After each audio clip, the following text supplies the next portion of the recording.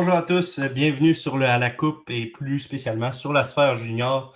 Aujourd'hui, on a une grosse capsule pour vous. On va vous faire le classement des divisions de la LHJMQ. Premièrement, j'aimerais remercier Puissance Numédia qui nous permet d'être dans ce studio-là en ce moment. Et je vous invite à vous abonner à la chaîne YouTube, au Facebook et à commenter pour nous dire, écoute, qu'est-ce que vous pensez de nos classements. Donc, sans plus attendre, je vais faire rentrer les collaborateurs qui seront là avec moi aujourd'hui. Salut Gabriel, salut Philippe et salut Étienne. Salut, ça va bien? Oui, toi? Yes.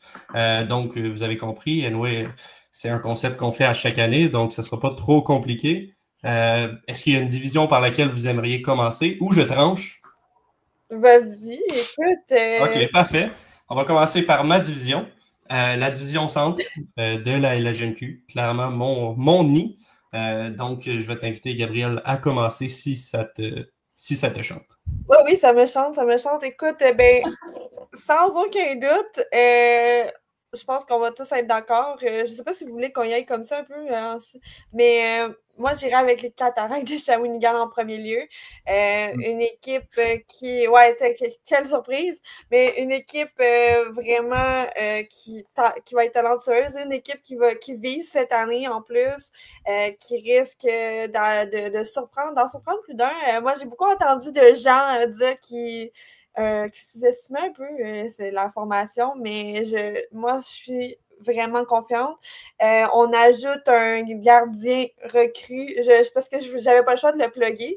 On rajoute un gardien recru cette année qui se nomme Philippe Boucher, qui a été excellent dans le Junior 3 l'année passée et qui va venir essayer de dominer cette année dans la LHJMQ.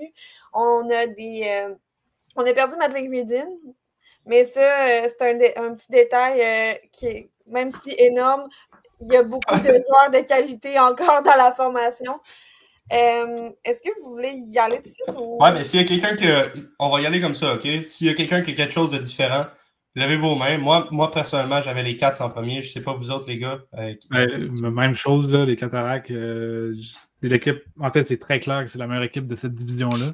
Ils ont un été peut-être un peu décevant. Ils n'ont pas vraiment fait de grosses acquisitions, à part l'attaquant, évidemment, du Dracor qu'ils ont ajouté à leur formation. Mais c'est ça. Une bonne attaque, une bonne défensive, puis un très solide duo de gardien de but. Phil, est-ce que tu veux y aller avec la deuxième position, s'il vous plaît? Roulement de tambour. Moi, je vais y aller avec le Phoenix de Sherbrooke, qui devrait là, avoir une bonne saison, selon moi. C'est une équipe qui est très bien bâtie, qui avait quand même, on ne se le cachera pas, quand même connu une bonne saison l'année dernière. Une fiche en haut de 500. Devrait là, peut-être pas chauffer les fesses des Cataractes, mais être capable là, de se battre là, pour finir au moins dans le top 8 de la Ligue et peut-être même causer des surprises en séries éliminatoires. Là. C'est une division qui est franchement assez mid, si vous me permettez le hot take. Là. Je pense qu'on ne chauffera pas les Cataractes d'un certain côté, mais le Phoenix est clairement meilleur que les deux autres de la catégorie, selon moi. Bien rodé, bon noyau. Donc, pour moi, y a-t-il quelqu'un qui avait quelque chose de différent que le Phoenix au deuxième? Non, mais si je peux ajouter le Phoenix compétitif quasiment à chaque année, je pense qu'on a acheté du talent. J'ai bien hâte de voir Kian Labbé dans un rôle de partant cette année. C'est un gardien très intriguant. Je pense qu'il va exceller. C'est un peu le point d'interrogation de la formation si tu regardes ça sur papier en ce moment, mais j'ai confiance en Kian, il a fait des bonnes choses en passé. Donc, troisième position, Étienne, c'est à toi que ça revient la palme, le flambeau. L'an dernier, c'était vraiment difficile à regarder comme équipe. Là. Cette année, je pense que ça va être mieux. Ils ont fait des ajouts, surtout au poste d'Européen. Pour moi, c'est les Tigres de Victoriaville qui se classeront troisième dans la division centrale. Comme je viens de dire, ils ont acheté 2 Européens qui sont... Je ne les ai jamais vus jouer, là, mais apparemment, ils sont excellents. Donc, je pense que ça va aider beaucoup leur attaque. Défensivement, ils ont fait quelques changements. C'était vraiment pas beau à voir l'an dernier, là, honnêtement. Puis dans les buts, c'est encore un Gabriel Daigle. Est-ce qu'il va retrouver ses repères après quelques saisons difficiles dans la LHJMQ? Je suis surpris qu'il soit encore avec les Tigres. Je trouve ça un peu bizarre, mais bon, je lui souhaite que ça marche mieux puis qu'il reçoit moins de lancers par match aussi. Là. Ça n'avait comme pas de bon sens. Oui, ça aiderait. Est-ce qu'il y a quelqu'un qui a quelque chose de différent? Non, mais j'ai hâte de voir les Tigres. Ah oui, toi? Je fais de ce gars-là, j'avais les Voltigeurs avant. Oh! Voltigeurs, OK! pas Quand même! PSD, des Voltigeurs, j'ai un peu de misère à les mettre en bas de classement encore. Je vais l'accepter l'an prochain.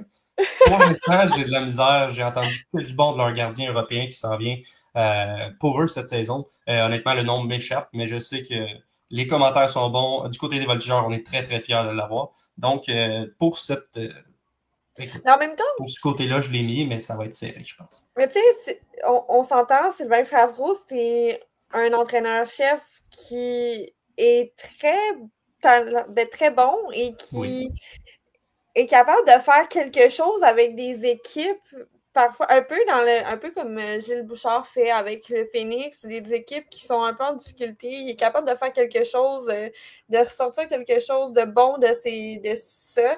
Je pense pas que les Voltigeurs vont performer à toute allure, là. C'est vraiment pas ça que je dis. Mais peut-être, qui sait, on peut être surpris un peu. Mais bon, surpris.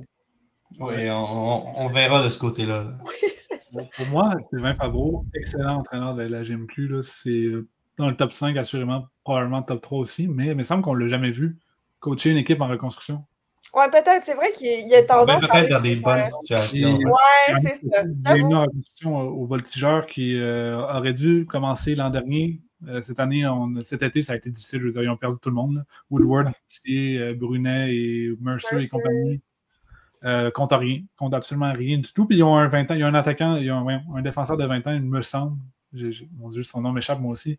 Un défenseur de 20 ans qui devrait jouer dans la GMQ en ce moment, mais qui est le 4e défenseur. Devrait être échangé. Il n'est toujours pas échangé. Je ne sais pas pourquoi. Drôle de situation de Drummondville, pour moi, ça va être la pire équipe de la centrale. OK. Donc, vous étiez 3 avec Voltigeurs à la pire équipe. Donc, le classement serait terminé de ce côté-là. On va y aller avec la division Ouest. Donc, Philippe, veux-tu me dire qui va sortir premier?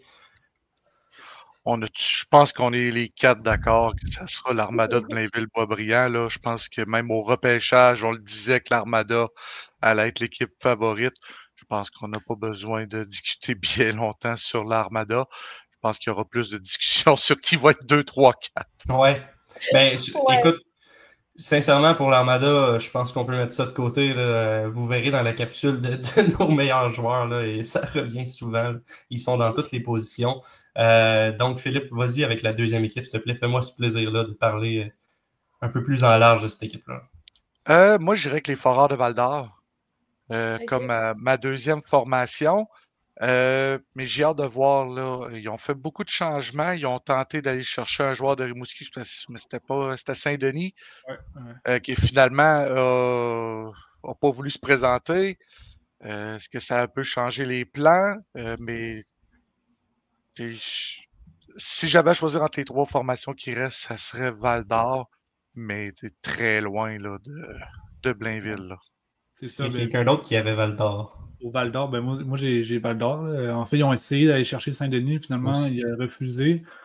Fait que l'Océanique leur a envoyé Maxime Coursol, qui est aussi un très bon joueur. Ça va être un excellent 20 ans. Ça ajoute du talent à l'attaque. Parlant d'attaque, les Foreurs ont un certain Philippe Veilleux, qui a fait 87 points l'an dernier, pourrait atteindre la centaine de points cette année. Honnêtement, là, ils sont solides à peu près à toutes les positions. Il y a toujours un peu un point d'interrogation devant le filet pour les Foreurs. Fait que j'ai hâte de voir, mais je pense que c'est une équipe qui va enfin être compétitive cette année après une longue reconstruction. Mais moi, je n'ai pas mis les Foreurs en deuxième position. Vas-y, je suis d'accord avec ce que vous avez dit. Cela étant dit, j'ai été avec les Olympiques de Gatineau parce que c'est une formation, même si encore jeune, elle commence à éclore un peu plus. On retombe dans la pente montante là, pour les Olympiques. Ça devrait être une bonne année quand même, sans être une année spectaculaire. On devrait, un peu comme les Remparts, on va en parler tantôt, mais s'ils étaient en reconstruction en même temps, ils vont revenir un peu au même stade en même temps aussi.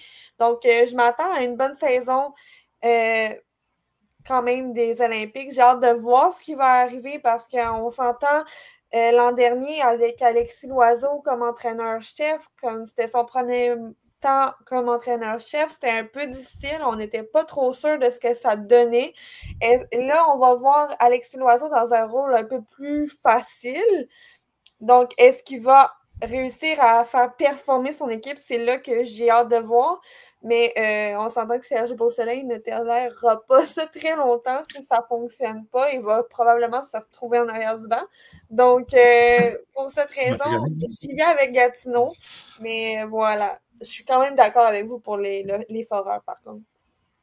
Non, mais c'est ça, Gatineau devrait là, avoir une meilleure équipe. Serge Beausoleil a donné les éléments, comme tu as dit, à Alexis Loiseau pour connaître une meilleure saison. Puis, il ne faudrait pas être surpris qu'Alexis Loiseau soit le premier entraîneur à sauter cette année si ça commence mal à Gatineau. Là. Serge Beausoleil n'acceptera pas des portes tournantes. L'année dernière à Gatineau, je pense qu'il y a eu 7 gardiens qui ont passé devant le filet. Là. Je pense que les Olympiques et la population de Gatineau méritent mieux qu'une équipe de fond de classement. Là. Oui. Est-ce qu'il y avait quelqu'un qui veut y aller avec sa troisième position, Étienne? Ben, moi aussi, en fait, c'était Gatineau en troisième position. Gatineau, parce qu'on là, on s'inverse. Ouais, c'est ça. Exact. Mais moi, c'est ça. J'ai mis troisième position. J'ai tellement rien à rajouter, malheureusement. J'ai jamais grand-chose à dire sur Gatineau. Ils ont fait des bons ajouts. Ils ont acheté beaucoup de bons jeunes.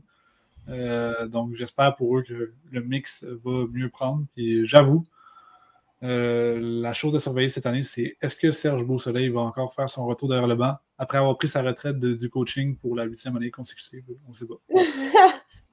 Donc, on a tous les Huskies de Lars Steiner au 4e rang? Oui. Ça m'a fait de la peine. Moi aussi. Parce que c'est une équipe que j'ai adorée, mais malheureusement, je ne vois pas comment il pourrait être ailleurs que 4e. À moins d'un miracle de Samuel Meloche qui a fait du bon travail devant le filet, mais en même temps, écoute. Il ne peut pas tout faire. Je pense pas qu'il peut marquer des buts. Puis je regardais l'attaque des Huskies et si c'est pas de Lars Steiner. En tout cas, ça pourrait être une longue saison pour les Huskies à prévoir. Là. Moi, je vois de la compétition un peu avec Gatineau pour le 3e rang. Je trouve qu'ils sont pas si terribles que ça. Ils ont perdu leurs 2 vedettes. Là. Ils ont perdu Bisonon, Antonin Véro. Ça, c'est des pertes monumentales. Oui. Mais il reste qu'en attaque, ils ont un certain Thomas Verdon, qui est un très bon 20 ans. Je suis en train de les oublier. Benjamin Brunel, je crois. Et Lars Steiner, qui a été exceptionnel l'an dernier. Lars Steiner, qui est d'ailleurs un des espoirs en vue du prochain repêchage à surveiller pour la LHMQ. D'ailleurs, allez lire mon article sur le site de alacoupe.ca. C'est ça. J'ai hâte de voir. Oui, c'était bien plugué. Oui, c'était vraiment... J'entends le producteur te féliciter. On va y aller avec les Maritimes parce que ça, c'est un dossier en soi. Là, donc, si vous voulez y aller avec... Je vais y aller avec la première position, là, juste pour pas être... Je vais être ce gars-là. Là, je vais être les Wildcats. Est-ce que vous me suivez? Oui. On s'entend, là, les Wildcats, c'est pas mal le cheval de course de cette division-là.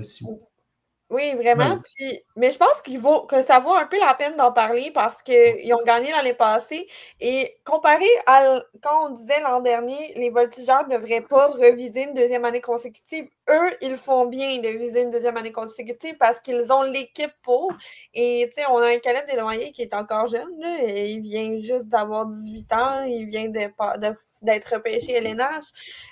On a d'autres joueurs qui ont vraiment beaucoup de talent. On a ajouté beaucoup d'Américains. Donc, vraiment une bonne nouvelle pour les Wildcats qui vont être encore très, très compétitifs cette année. Et eux, ils ont moins de chances de flopper que les Voltigeurs. Ouais, vas-y. Moi, je vais faire un court résumé de mon article qui est aussi disponible sur alacoupe.ca. Je suis bon pour ça. C'est une équipe qui a excessivement beaucoup changé. C'est incroyable de se dire... ils visent la coupe pour la 2e année consécutive. La dernière équipe à l'avoir fait, c'est les Sea Dogs en 2012, je crois, ou 2011. Comme j'ai dit, c'est une équipe qui est complètement différente de l'an dernier, mais comparativement aux Voltigeurs de l'an dernier et puis aux Huskies de l'an dernier, moi j'y crois. Je pense que c'est vraiment une équipe qui peut remporter la coupe pour une 2e année consécutive. McDougall, le directeur général, a tellement fait de bons changements. L'équipe américaine au grand complet de l'an dernier. Je veux dire, cet été, il est allé chercher comme l'équipe américaine de 17 ans. C'est pas vrai, là, c'est pas l'équipe américaine, là, mais tellement beaucoup d'Américains cet été. Ça va être très bon dans les buts, à la défense, à l'attaque. Caleb Desnoyers de retour. Rudy Guimond est de retour. On en a parlé dans la capsule précédente sur les meilleurs joueurs. Je pense que les Wildcats vont être encore excessivement compétitifs. Puis ils vont se tenir dans le haut du classement. Je les ai aussi numéro 1 dans les Maritimes. Phil, t'es à numéro 1, s'il vous plaît. Oui, je les avais numéro 1. Puis, moi, la clé, c'est, Étienne l'a mentionné un peu, c'est McDougall. Là. Que ce soit le DG, que ce soit l'entraîneur-chef. On n'a jamais vu Graham McDougall avec des équipes médiocres. Puis il déteste avoir des équipes médiocres. Donc, c'est sûr qu'il va pouvoir aider cette formation-là à y aller jusqu'au bout. Parce qu'il ne faudrait pas être surpris que Graham McDougall ne soit plus là l'an prochain avec Moncton. Ouais. Il risque de gravir là, les échelons. C'est pas pour rien qu'ils ont été chercher Michael Tam comme pas entraîneur adjoint, mais entraîneur associé. OK. Effectivement. Ça, c'est pas faux. L'analyse complète a été faite pour les Mooseheads, honnêtement. On ne peut pas aller plus loin que ça. Bon, là, je vais vous demander d'aller 2, 3 et 4 de suite chacun. Parce que c'est une division qui est, pour moi, excessivement serrée, excessivement d'un sens ennuyante, mais d'un sens qui pourrait être très excitante. À part, je vais commencer, j'ai les Eagles au deuxième. Oh! Ah ouais? Ouais, je crois en ce projet-là. Je crois encore qu'il y a des chances que la voix puisse rester dans cette formation-là. Je pense, écoute, malheureusement, c'est moi qui va contre le cycle. C'est peut-être moi qui va avec mon amour des Eagles, mais je le sais que je suis délusionnel. Par contre, quand je regardais les autres équipes, je me dis, malheureusement, ça pourrait arriver pour ceux qui ne sont pas fans des Eagles. Ensuite, j'ai été avec Sea Dogs et Régiment pour des raisons complètement inverses. Je trouve que c'est deux belles équipes qui pourraient avoir des très, très belles histoires là-dedans. Notamment les Sea Dogs que j'ai eu peine à ne pas mettre plus haut vu les recrues. Si vous voulez y aller, Gab, vas-y avec... J'y vais. À la deuxième position, moi, j'ai été avec le Régiment et je vais faire comme Étienne, article qui sera sur à la coupe au moment où ça va être publié. Donc, j'ai fait un article sur les régiments. Le régiment? Le régiment. Le régiment. J'ai fait un article, puis j'ai constaté que cette équipe-là allait être quand même très bonne. Il pourrait se retrouver dans le top 5 de la Ligue, honnêtement. On a ajouté Justin Larose cet été. Puis on s'entend que la formation du Titan d'Acadie Batters était déjà en train de devenir assez bonne. On a eu beaucoup de surprises l'an dernier. Donc, selon moi, le régiment va bien performer. Ensuite, j'ai mis les Sea Dogs, les Eagles, les Highlanders et les Mooseheads en dernier parce que les Mooseheads sont encore dans la misère. Et encore les Mooseheads. Oui. Et l'ajout, leur dernière recrue, on sait qu'est-ce qui s'est passé. Fait que voilà. Phil, vas-y, Étienne. Si Étienne t'est lancé, je te coupe pas. Désolé, je vais faire le reste de mon classement, moi aussi. En fait, pour moi aussi, le Régiment, c'est une équipe top 5 cette année dans la GMQ avec un certain Larose qui était supposé aller jouer au Michigan. Finalement, décide ça n'a pas marché, revient dans la GMQ. Il va être excellent. J'ai hâte de voir Antoine Proulx, la recrue, le gardien recrue qui a été exceptionnel à Lévis. Je pense que exceptionnel, c'est même pas le mot. Là, il a tellement été un véritable mur de briques à Lévis l'an dernier. Puis j'adore Lévis, donc évidemment, je ne peux que parler fait que c'est ça, ils vont être très bons, ils sont bons à toutes les positions. En troisième position, moi j'ai les Highlanders de Charlottetown qui ressortent un peu de l'ombre, là, ils sortent un peu du tunnel là, après une longue reconstruction avec peu d'espoir. On fait quelques signatures cet été. On le sait, là, Jim Moulton n'aime pas ça, être mauvais pendant longtemps. Donc c'est une équipe avec un peu de joueurs, un peu plus de joueurs inconnus. Tu sais, quand tu regardes dans le line-up, pas beaucoup de vedettes. Là. On a quand même un P-Doll 20 ans qui, je crois, va être bon. Mais avec leur coach, comme j'ai dit, Jim Moulton, je pense qu'ils vont être assez compétitifs dans les Maritimes. Quatrième position, j'ai les Sea Dogs.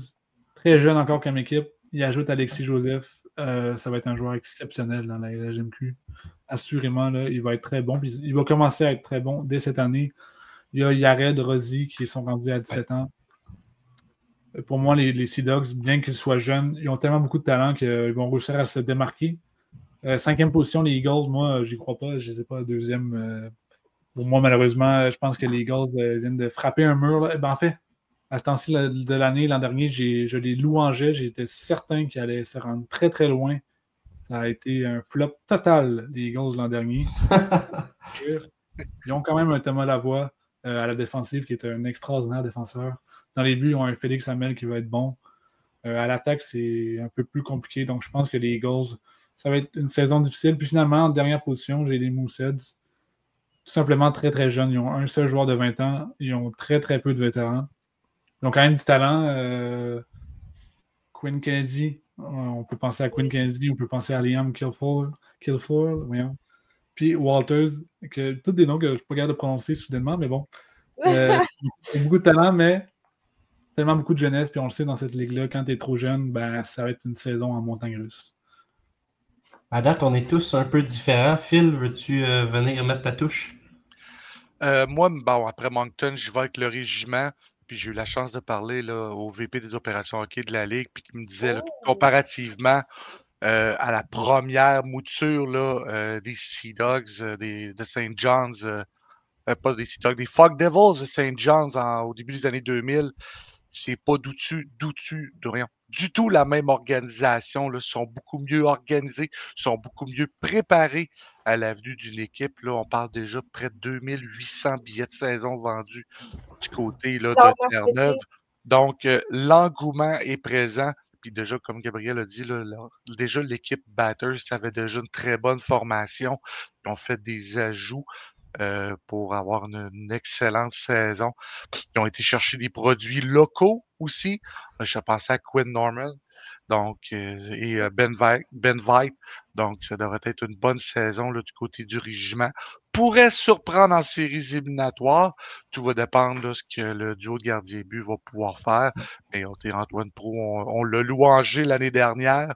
Je serais même pas surpris qu'il ait une invitation au camp d'équipe Canada Junior en décembre. C'est rare qu'on voit des gardiens buts de 17 ans, mais honnêtement, là, s'il connaît une excellente saison, il mériterait une invitation. Peut-être pas faire l'équipe, mais au moins une invitation, ça serait intéressant. Par la suite, j'ai les Islanders de Charlottetown comme équipe numéro 3. Je mets les Eagles 4e, puis un peu comme Étienne a dit, l'année dernière, ça a été le flop de la saison. On a été déçus des recrues qu'on est allé chercher. On a fait quelques échanges. On a réuni les frères l'Italien. Malheureusement, Elliott est souvent blessé. Est-ce qu'il va avoir réussi à se sortir de cette guigne de blessures et réunir avec son frère? Ça va peut-être faire des flamèches. Ça peut aider. Mais c'est une équipe, c'est difficile d'avoir confiance en eux. Par la suite, Saint John et Halifax 5 et 6. Saint John, malgré Alexis Joseph, c'est une équipe qui est extrêmement jeune. À moins qu'il fasse des acquisitions peut-être au cours de la saison pour essayer d'aller chercher des vétérans qui vont pouvoir aider ces jeunes, mais ça risque encore d'être une saison difficile, mais sur la bonne voie. Puis Halifax, bien, ça sera encore une saison difficile. Il y a beaucoup de gardiens de but qui vont être échangés. Là. Je regardais les duos qu'on a dans la Ligue cette année. Là. J'ai hâte de voir qu'est-ce qui va bouger. Ça pourrait aider Saint John peut-être. Donc, on va y aller avec la dernière division, la division Est, division chérie de notre groupe à la Coupe. Là, on va se le dire. Je pense que c'est celle qu'on couvre le plus, ou le plus évidemment.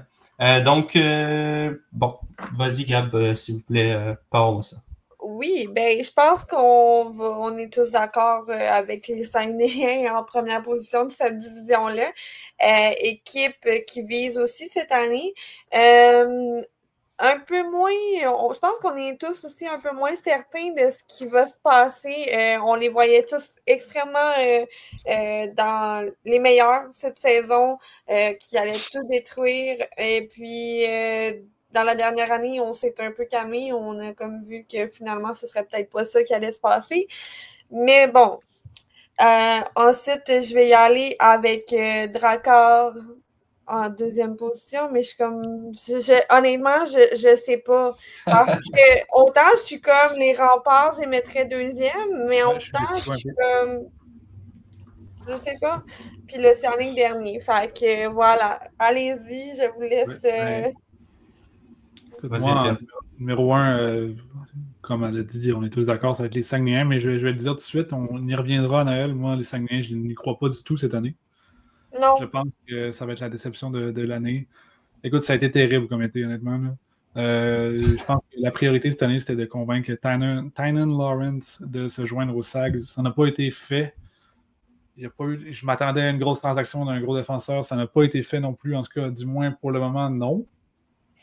Il n'y a pas eu de gros mouvements, tout simplement. L'an dernier, ça a été tellement décevant. Je veux dire, il y a des jeunes qui auraient dû progresser, qui n'ont pas progressé pour toutes sortes de raisons.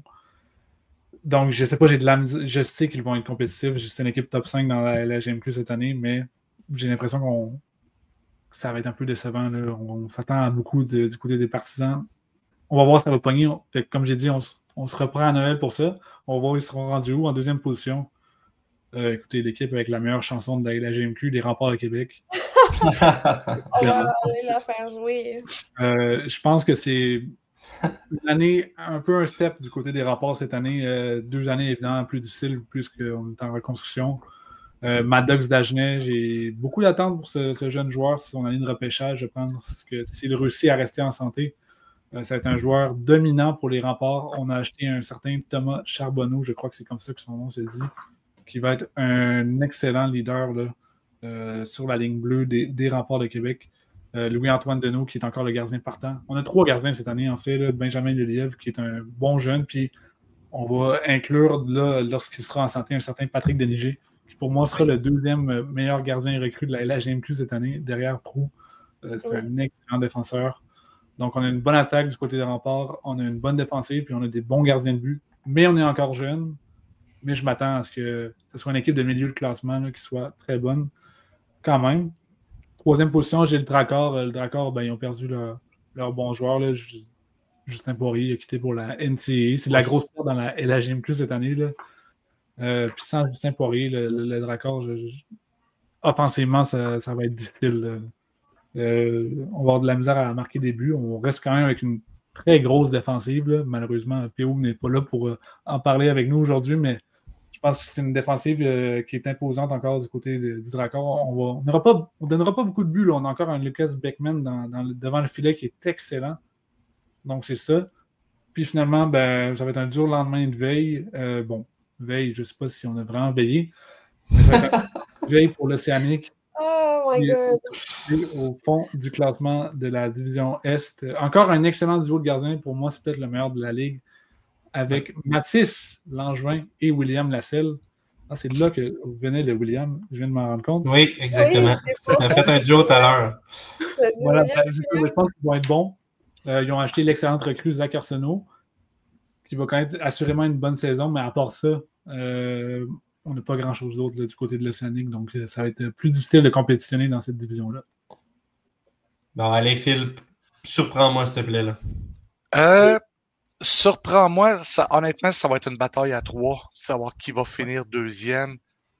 Québec a le meilleur potentiel. Moi, je ne crois pas en Louis-Philippe Deneau. Je pense qu'il va être échangé au Fight. Louis-Antoine. Louis-Antoine Deneau, je ne serais pas sorti. D'après moi, il va être échangé au Fight. On va faire confiance aux jeunes Deniger et Lelièvre.